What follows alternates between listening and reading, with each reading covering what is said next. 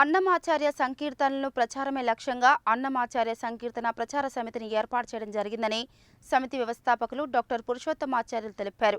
నాటి నుంచి నేటి వరకు 509 అన్నమాచార్య సంకీర్తన కార్యక్రమాలను నిర్వహించినట్టు తెలిపారు.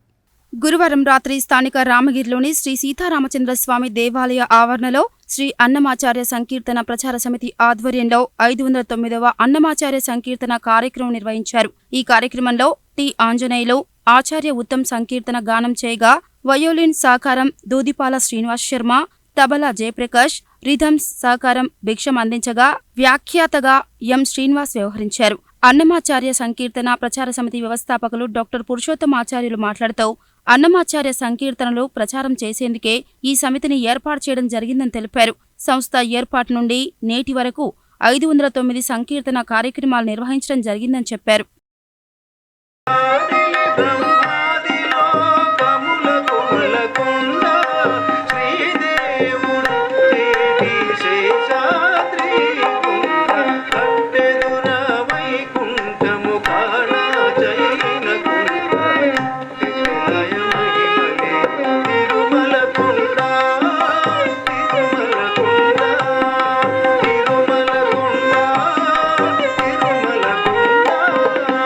రసస్థితి శ్రీ అలమేలు మంగ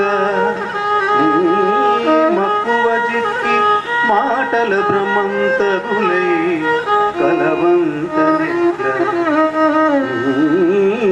మక్కువ చేర్చగా నలరి నన్నువ కౌగిట వెంకటేశ్వర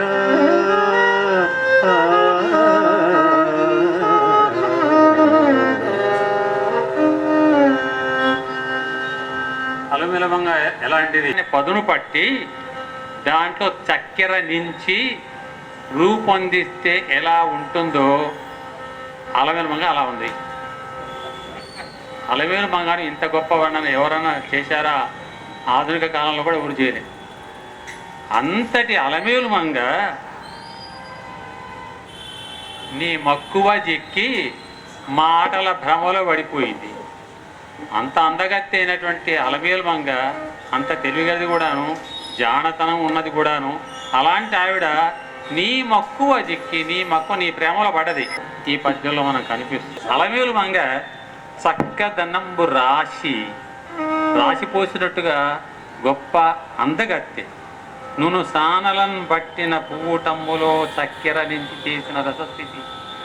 ఇంత గొప్పగా ఎవరు ఇంతవరకు స్త్రీని వర్ణించలేదు, నాయికను వర్ణించలేదు. పువ్వుటమ్ము పూల బాణం, పూల బాణాన్ని జాదులకు పుదీడ సరసంబును వేతును వెంకటేశ్వర వెంకటేశ్వర.